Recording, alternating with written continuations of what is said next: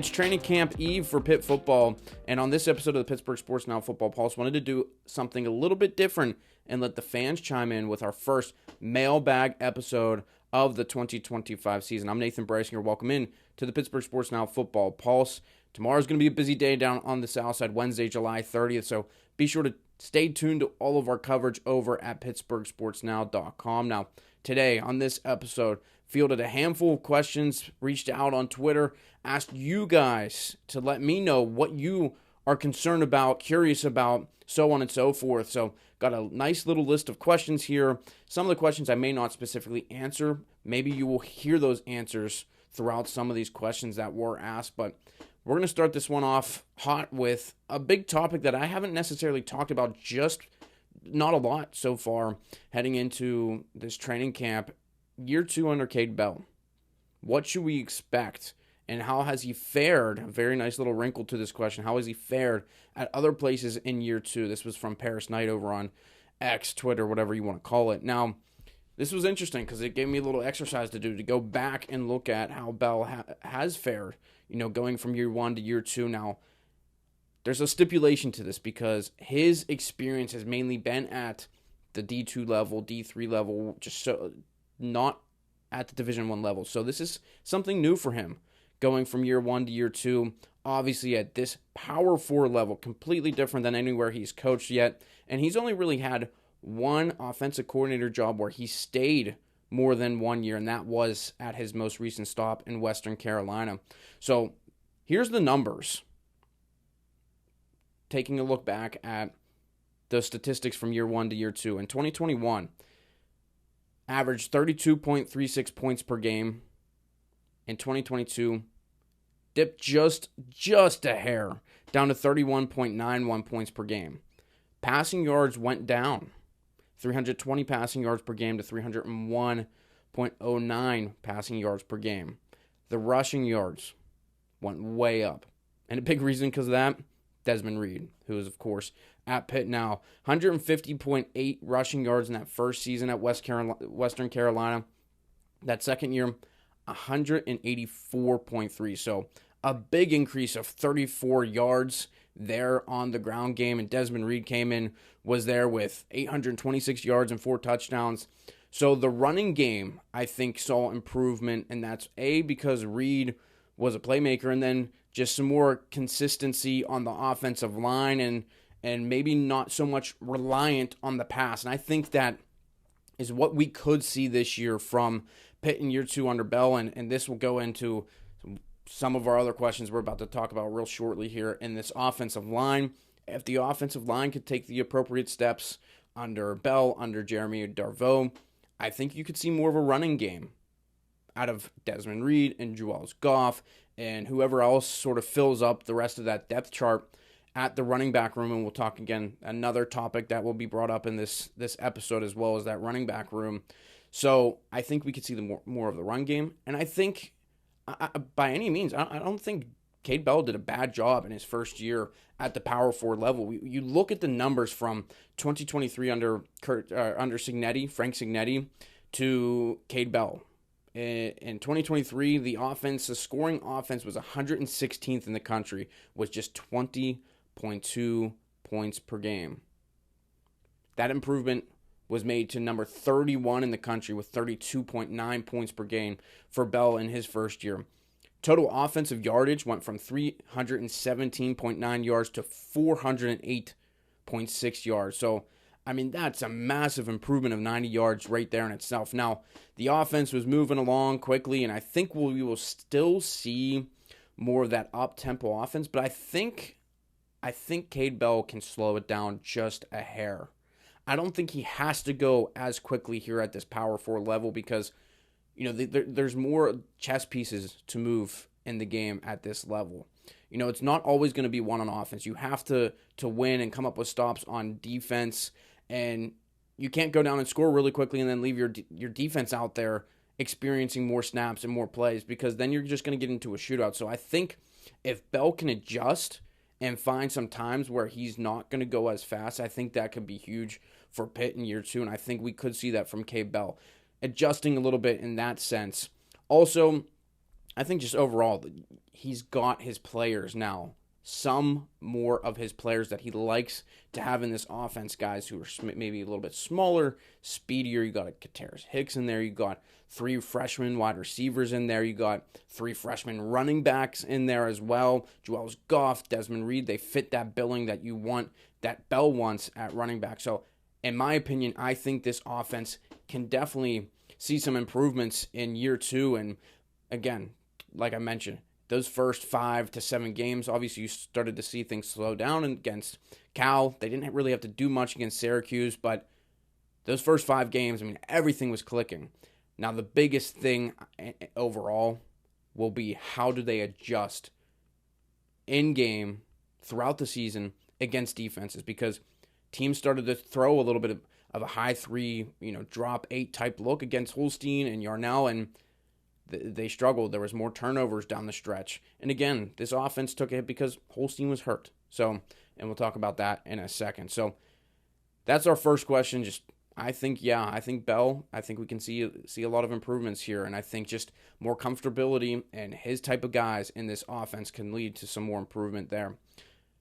Staying on the offensive side, question comes from TD412 Crew. What's the 2 deep looking like at offensive line? And are Raphael Williams and Sincere Lee both healthy going into camp? Now, not really supposed to talk about injuries, and we don't really know too much going into camp right now. But what I will tell you is from the looks of things, from social media, and saw Sincere Lee after spring camp and Raphael Williams during spring camp, they both should be back and healthy. I don't think there's a whole lot of question behind that. We will see that officially tomorrow, and we're not really supposed to report on that anyways. But offensive line-wise, here's how the 2 deep's looking like. And I put out a piece earlier today about what I projected 2 deep to look like just based off of what we saw in spring and who, left and just what things are overall looking like.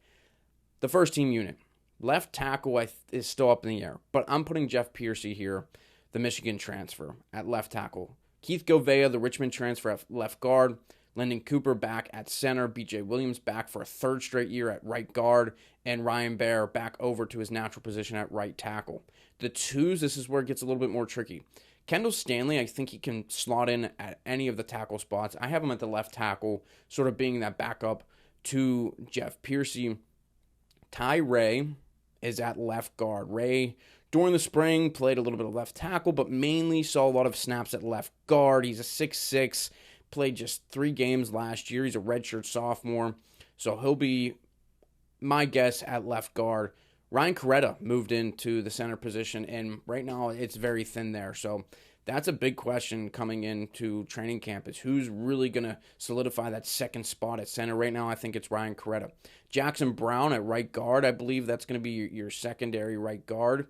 Redshirt junior, so he's got a little bit more experience to him. Played in 6 games last year with a start against Clemson, and man, he struggled at times in that game. So really need to see a step up from him, from Jackson Brown. And then right tackle, Giovanni Cooley was a guy that was there a lot in the spring. He's a redshirt freshman, didn't play last year at all, but again, saw a lot of time with the 2s during spring camp. But if they need someone to slot in at right tackle, I think Kendall Stanley can slot over there because that's where he played every single one of his games last year at Charlotte. So kind of feeds into our next question here.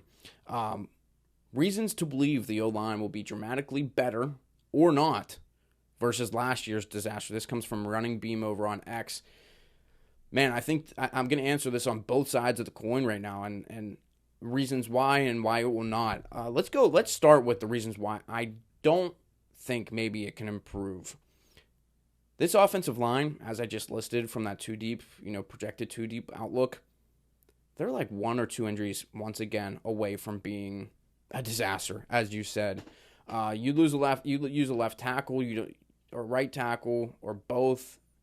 I mean, you have some. I think you have a really nice 3-man rotation there at tackle if need be with Kendall Stanley. But beyond that, man, I mean, you got a lot of young guys in there, and beyond Giovanni Cooley and Ty Ray, if he has to slot over, you're looking at Mason Lindsay. He's a redshirt freshman coming off an injury. Jordan Fields is a true freshman, and a couple other guys. A lot of youth there at tackle. So That's a big thing. And same with in the middle as well. Just talked about Lyndon Cooper, behind him Ryan Coretta. Not a ton of experience at center. So the depth beyond the top six is very, very questionable. Now, as to why I think it will improve, not saying necessarily I think it will, but reasons why it could.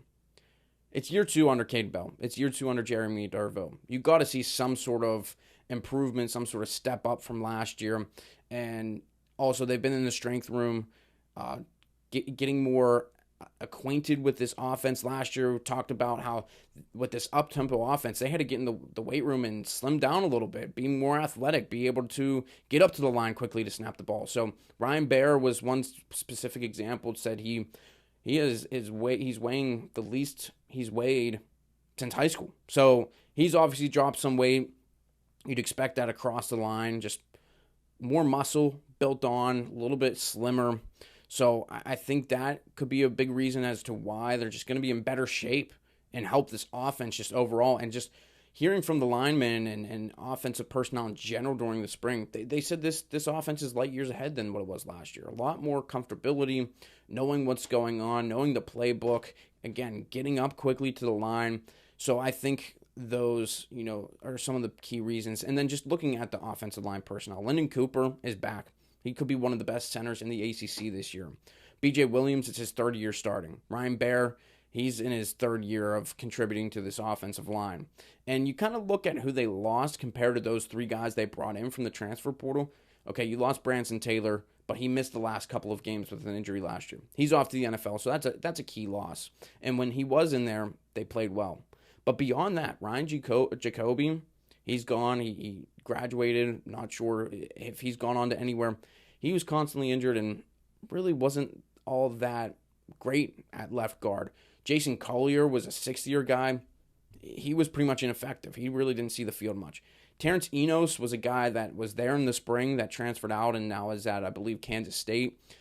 He was an older guy. I thought he could contribute. He would have been a very nice depth guy to have, whether at guard or tackle. He was playing a lot at guard, left guard.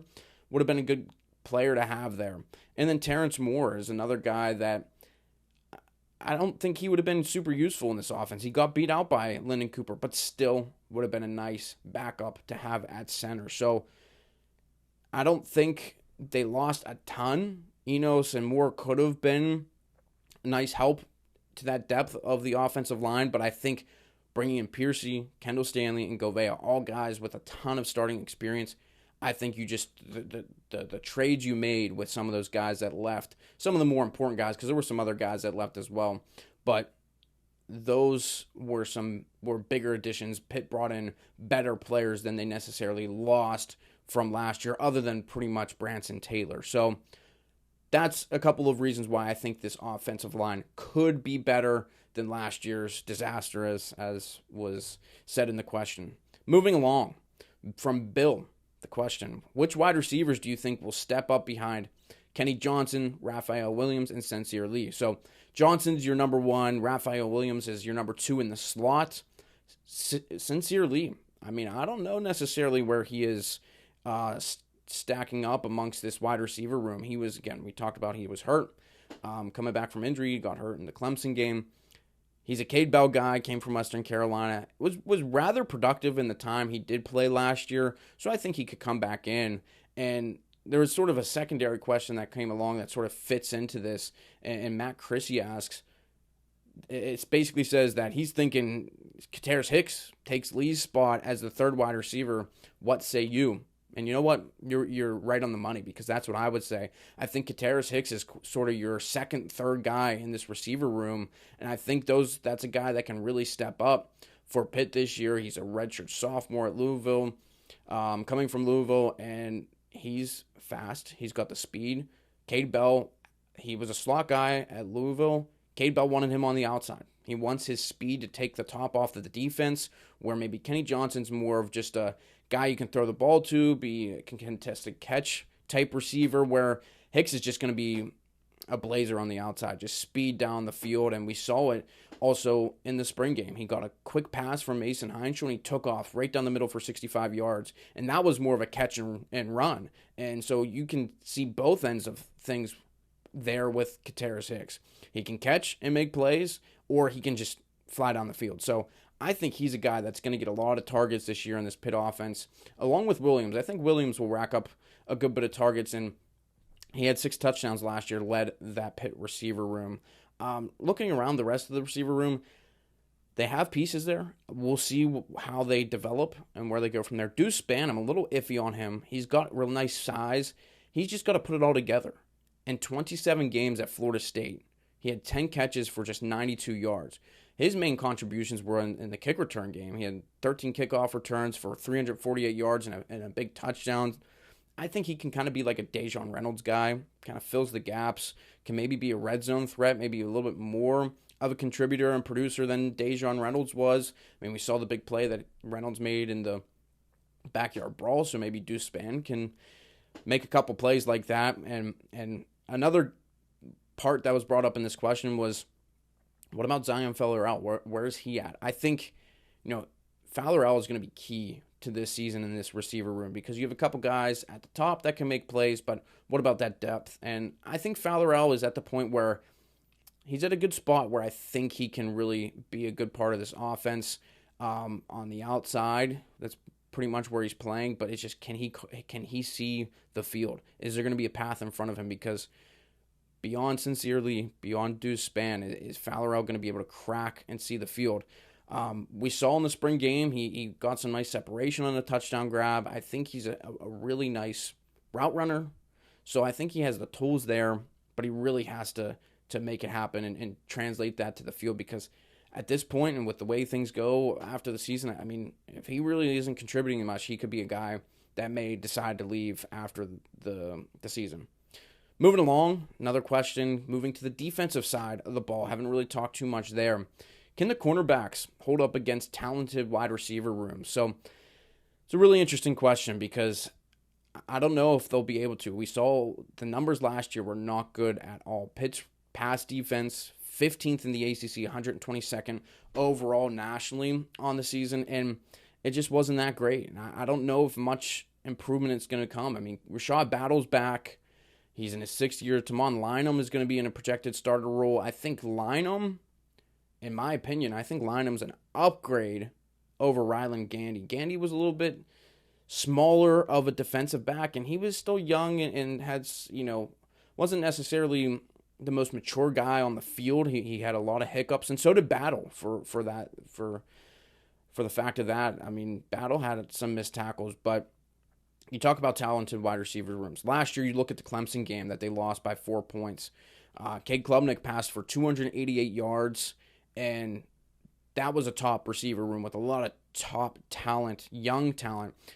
Antonio Williams had 13 receptions, just carved up the Pitt defense, 149 yards and 2 touchdowns. Bryant Wesco Jr., one of the top receivers just in the country overall this year, 3 receptions for 61 yards, so had a couple of big catches there. Pitt struggled to shut down Clemson, and then obviously that big run at the end sort of put the feather in the cap for that game. Now you go and look at the Virginia loss. They lost by 5 points. The big topic at hand in that offense going into that game was Malachi Fields, the wide receiver there for the Cavaliers. He was held to just 2 receptions for 11 yards. Now he's at Notre Dame. Pitt will see him this year at Acrisure Stadium. He has 1,600 plus yards. It's the most yardage for a receiver of any returning Power 4 receiver since 2023. So he has racked up plenty of yards, and Pitt kept him in check, and he's a bigger receiver, so I think it's just so hit or miss, and I think it really comes down to, can they tackle? Can they play tight coverage? Rashad Battle, ups and downs last year. He looked at times that he could stay in coverage, and then a lot of times he missed tackles and lost guys. Shadarian Harrison looked good in the spring. Now what can he do coming up this year? So I don't know. I think this is a very interesting toss-up question for this cornerback rooms. I mean, they need to be better. Just flat out, they need to be better this year for Pitt. So I don't know. I think we'll see. I think this cornerback room is one that brings a lot of questions to it for this 2025 Pitt team. Moving along, staying in that secondary, Paris Knight with another question here asking, who should we look to emerge as a dog or hound in the secondary, not named Cruz Brookins or Javon McIntyre? So just mentioned Shadarian Harrison was the most improved defensive player in spring camp. I think that's a guy that's going to see a lot of playing time on the field. We saw he played some nice tight coverage. Eli Holstein underthrew a couple passes, but he was there. Harrison was able to come up with a couple interceptions in the spring game. So I think that's a big thing we're going to watch for. He reminds me a lot of Jason Pinnock. He's a long, lengthier guy, 6'1" with long arms. So can he be able to become a playmaker? I think the big thing first of all is being a lockdown corner. Obviously you're going to be pressing a lot in this defense, so that's first and foremost. Now, in the safety room, I think they're continuing the cornerback room before I get to the safety room. Sean Lee Jr., freshman. I think eventually we will see him this season for a couple of games, for a couple of series. He's 5'10", he's 190 pounds. He's a little bit smaller, but he is physical. He brings a physical edge. He showed that in the spring. And he was a quarterback at Harrisburg during his senior season. He threw for 2,200 yards and 26 touchdowns to just 5 interceptions. He knows how to play quarterback. He knows what the quarterback's looking for in the defense. So I think he can be a really high IQ type cornerback for Pitt, and maybe we'll see him sooner rather than later. And then in the safety room, Josh Guerriere, another true freshman. The staff, they talked about him a little bit during the spring and just the type of playmaker he could be and be a physical playmaker in the secondary. He's at 5'10", 175 pounds, so we'll see how he develops. I think that could be a name we're hearing down the road. Maybe not necessarily this year. We could see him a little bit, but down the road, I think Josh Guerriere is a guy who could be a playmaker in that Pitt secondary.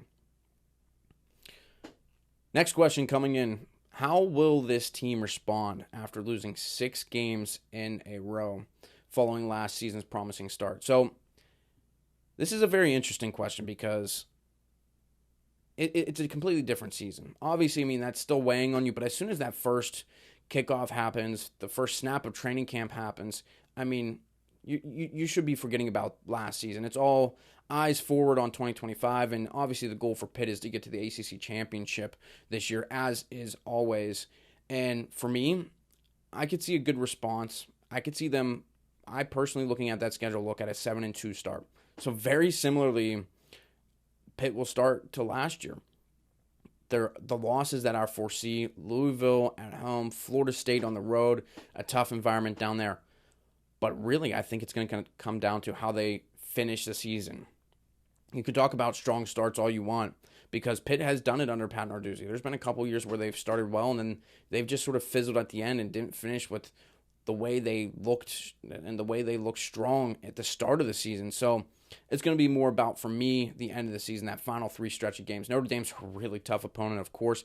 I don't see that one being a win, but Georgia Tech in Atlanta and Miami at home on Thanksgiving weekend. Following that one up, can Eli Holstein take the next step? That's the next question coming in. My reaction and answer to this is yes. I think we saw a lot of promising attributes from Holstein last year in those first 5, 6, 7 games before he started to get banged up. And I think if he can get back to being confident, that's going to be huge, is being confident. And it's okay for him to make mistakes. If he goes out there and throws a couple interceptions, it's not a bad thing. But as long as he responds, and I think that was a big thing that I noticed from him last year. Every time he threw an incompletion early on in the season, or happened to throw an interception, which he only threw 3 interceptions through the first 5 games, he, more often than not, I don't know what the specific numbers were. I added it up. I don't have that in front of me, those specific statistics, but he responded really well with completing the next couple of passes, and I think that'll be huge for him confidence-wise. If he can continue to learn from his mistakes, and he's a redshirt sophomore now, he should be able to take that next step this year. So I think he will. He showed a lot of poise in the pocket early on. He